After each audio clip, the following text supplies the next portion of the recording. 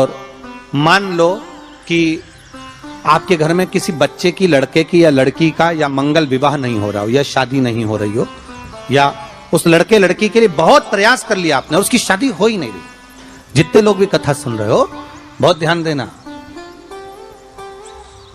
ये जो पानी पीने का जो मटका होता है ना, जिसको हमारे यहाँ कलश कहा जाता है, हंडा कहा जाता है, जिसको हमारे यहाँ परिंडा कहा जाता है, मटका कहा जाता है, तो पहले जो मटका चलता था वो लाल कलर का चलता था, ठीक है। उस पे कलाकृति करते थे लोग, उस पे डिजाइन करते थे। आपके यहाँ भी होगा, जितने लोग कथा सुन रहे हो ना, आपके यहाँ भी मटका होगा, लाल कलर का चलता था। अभी अभी जो मटका चल रहा है ना, उसका कलर चेंज कर दिया गया। कौन सा कलर का हो गया? वो काले कलर का बेचने लगे। तो वो बेचने वाला क्या कहता है कि साहब ये सफेद, ये लाल जो मटका है ना, इस मटके से मजबूत अगर कोई मटका है तो वो काला है। बोलो सही है कि गलत है? अरे बोलो तो सही है ना। आप कभी जाओगे बाजार तो कह देगा, कुमार भी कह देगा, ये जो मटका है ना लाल वाला, इस लाल वाले मटके से मजबूत ये काला वाला मटका है, ये काला मटका है। और महाराज इससे पानी ज्यादा ठंडा ये कर देगा। पर शिव महापुराण की कथा, लिंग पुराण की कथा कहती है, और अगर आपने बैसाख मास की कथा को श्रवण कराओ, बैसाख की एक कथा होती है, उसको अगर आपने श्रवण कराओ तो उसमें वर्णन आता है कि घर के अंदर जहां पर आप पानी पीते हो, जिस स्थान पर अन्नपूर्णा निवास करती है, जिस स्थान पर अन्नपूर्णा का वासा होता है, रसोई घर में जहां पर भोजन बनता है, उस स्थान पर काला मटका नहीं रखा जाता। काला हंडा, काला मटका उस स्थान पर नहीं रखते। पर आज फैशन के हिसाब से, अरे साहब वो ये मटका थोड़ा कम ठंडा पानी देगा तो ये मटका ज्यादा ठंडा पानी देगा, तो उसको काले मटके को रखें। पर हमारा शास्त्र कहता है काला मटका लोग रखते कहां थे? पहले जो शास्त्र रीति थी, उस काले मटके को रखते थे जब मकान बनता था, जब प्रॉपर्टी बनती थी, जब जमीन बनती थी, जब जायदाद बनती थी, संपदा बनती थी, तो उस स्थान पर उस काले मटके को केवल नजरोटे के लिए, केवल हाय के लिए, केवल नजर के लिए रखा जाता। उसको लोग लेना पसंद नहीं करते।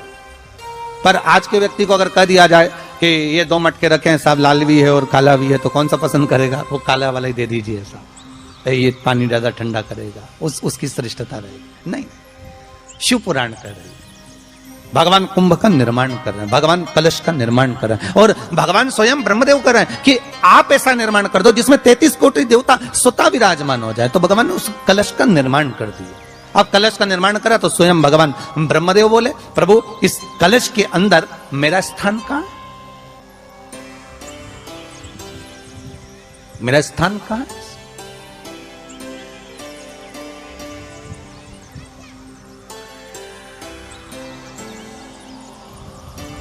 बहुत ध्यान देना महाराज, कलश का जो मुख होता है, उस मुख पर भगवान विष्णु का स्थान होता है। किसका स्थान है? भगवान विष्णु का। थोड़ा सा नीचे आओगे, जहां से कलश का मुख दबा हुआ होता है, वह जगह भगवान स्वयं शिव की होती है। किसकी जगह है? भगवान शंकर की। कलश का अग्रभाग, नीचे का भाग जहां से फैला हुआ होता है, वहां ब्रह्मा का आधिपत्य स्थापित होता है। फिर कलश का जो नीचे का भाग होता है, वो भगवान शिव और शक्ति का स्थान होता है। कलश के बाहरी भाग में, जहां पर बाहर का हिस्सा होता है, उस कलश के बाहरी भाग में 33 कोटि देवताओं को भगवान शंकर ने लाकर विराजमान किया होता है। महाराज भगवान शंकर 33 कोटि देवताओं को निमंत्रण देकर उस कलश में विराजमान कर दिया। कितना सुंदर है महाराज जी। उस आम के पल्लव की महत्वता को जरा जानिएगा, बहुत बहुत ध्यान दीजिएगा। आम के पत्ते देखे आप लोगों ने? अरे बोलो जम के तो बोलो, देखें। उसका प्रयोग कभी आप लोगों ने करा? आम के पत्ते का कभी प्रयोग कर कर देखिएगा।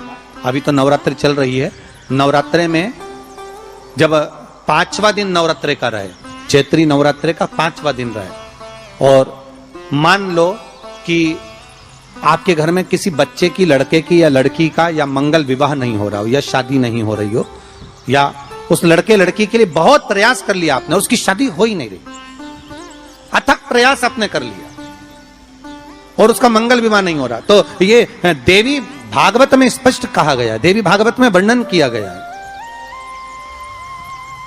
देवी भागवत में वर्णित किया गया।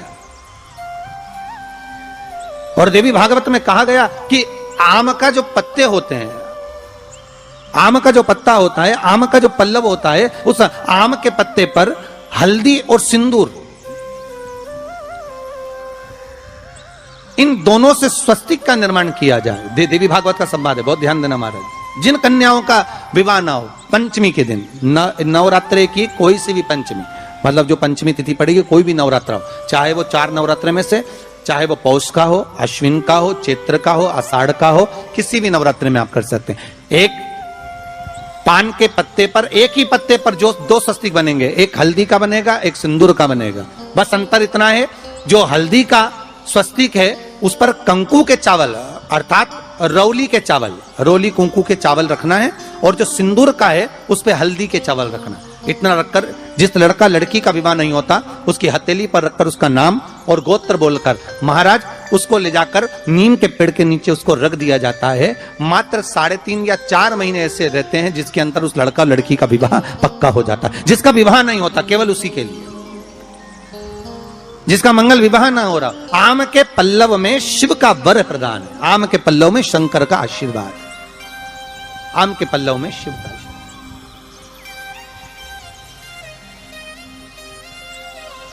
भगवान भूत भावन भूतेश्वर मेरे शिव, मेरे करुणा सागर मेरे शंकर, मेरे त्रिकालदर्शी, मेरे कैलाशी, मेरे भोलेनाथ स्वतः कह रहे हैं, अरे रति तुम रोती क्यों है, तुम्हारे रोने का कारण क्या है? प्रभु मेरे पति के साथ ये आम का पेड़ भी जलकर भस्म हुआ। आम का पेड़। भागवत जी किस किसने सुनी है? हाथ उठाओ जरा, जिन जिन ने भागवत जी सुनी है। आप लोगों ने सुनी है भागवत? रखिए हाथ। अगर आप लोगों ने भागवत सुनी होगी तो उसमें वर्णन आता है, तक्षक नाग डसने के लिए जब जा रहा था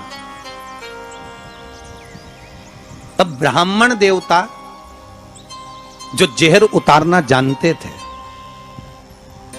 उनको लेकर राजा परीक्षित के पुत्रों ने अपने दूतों को भेजा था लाने के लिए कि एक ब्राह्मण ऐसे हैं कि वो तक्षक नाग का जहर उतार सकते हैं, वो तक्षक नाग के जहर को समाप्त कर सकते हैं, तो आप उनको लेकर आओ। और वो तक्षक नाग का जहर उतारने वाले उस ब्राह्मण को लेकर जा रहे थे। तो सर्प ने विचार करा, तक्षक नाग ने कि बताओ ये तो गजब का काम कर रहा, अगर ये ब्राह्मण पहुंच गया तो ये ब्राह्मण तो सर्प का जहर उतार देगा। तो सांप तक्षक नाग को ये चिंता लग गई कि मेरे को ही डसना है और मेरे जहर ये उतार देगा, और डसने भी एक ही बार है और मरना चाहिए परीक्षित को श्राप लगा है, अब करूं तो करूं क्या। तो सर्प ने विचार करा कि मैं एक रूप रख कर जाता हूं और इस ब्राह्मण की परीक्षा लेता हूं।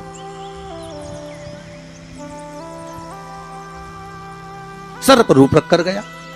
भागवत आप लोगों ने श्रवण करी होगी। तो जब तक्षक रूप रख कर गया और उस ब्राह्मण के पास में जाकर पूछा कि ब्राह्मण देवता ये बताओ कि आप कहां जा रहे हो, तो ब्राह्मण बोला आपको नहीं मालूम, राजा परीक्षित को सांप डसने वाला है तक्षक नाग और मैं जहर उतारना जानता हूं। अच्छा आप जहर उतार दोगे? हाँ। तो किस लिए जा रहे हो?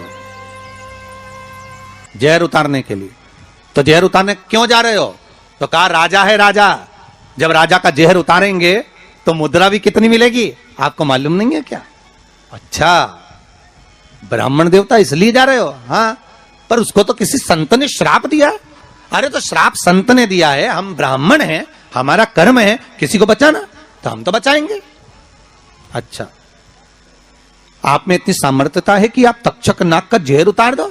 अरे तक्षक नाग आकर अगर मेरे सामने खड़ा हो जाए और किसी को डस ले तो यह पक्का है कि मैं जहर उतार सकता हूं। अच्छा तो इतने में तक्षक नाग सामने बिल्कुल प्रकट हो गया और तक्षक नाग प्रकट होकर बोला बता ब्राह्मण किसको डसूं मैं?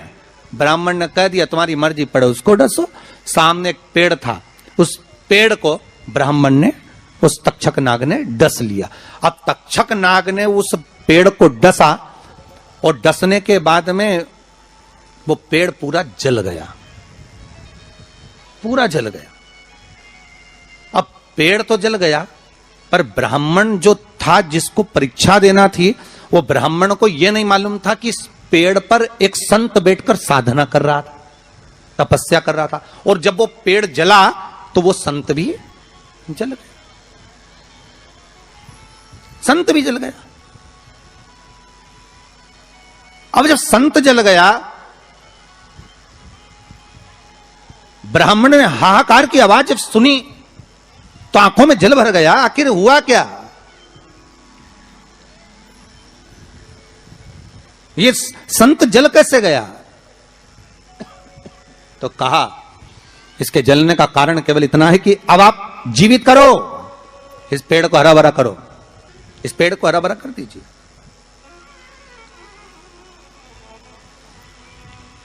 और ब्राह्मण ने हाथ की अंजलि में जल लिया। हाथ की अंजलि में जल लेकर ब्राह्मण उस जल को पेड़ के ऊपर छींट रहे थे, तो सबसे पहले ब्राह्मण ने यह मन में सोचा कि भोलेनाथ, शंभु, त्रिकालदर्शी है, कैलाशी, कृपा ऐसी करना कि सबसे पहले जो पेड़ पर जो संत बैठा था वो जीवित होना चाहिए, जो वृक्ष पर संत बैठा है वो जीवित होना चाहिए।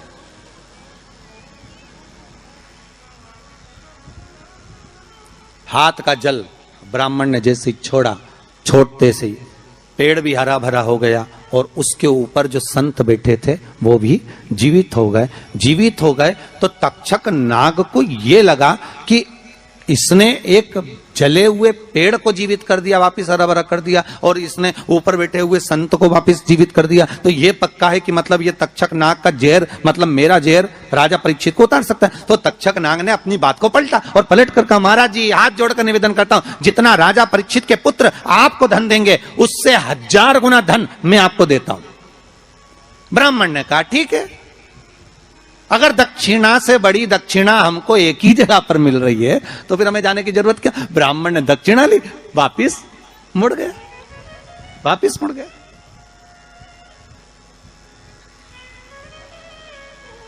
अब ईमानदारी से बोलो, वो ब्राह्मण नरक गया होगा कि स्वर्ग गया होगा? जरा जम के बोलना हो, सुनाई देना चाहिए हमको। कहां गया होगा? नरक। काय में लिखा है? देवी भागवत में।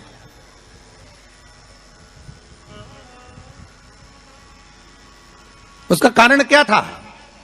शिव महापुराण की कथा कहती है जैसे एक नाव चलाने वाला व्यक्ति नाव लेकर जा रहा है और उसमें बहुत सारे यात्री बैठे हैं, बहुत सारे यात्री, और नाव डोलने लगी, आंधी चलने लगी, तूफान चलने लगा, हवा आने लगी, लहरें उठने लगी और नाव डूबने लगी। तो जो नाव में बैठा हुआ नाव चला रहा था वो कूद गया और कूद कर बाहर निकल गया, और निकलकर सारे के सारे जितने नाव में बैठे थे वो सब जलने लगे। जितने नाव के अंदर बैठे थे वो सारे के सारे जलने लगे।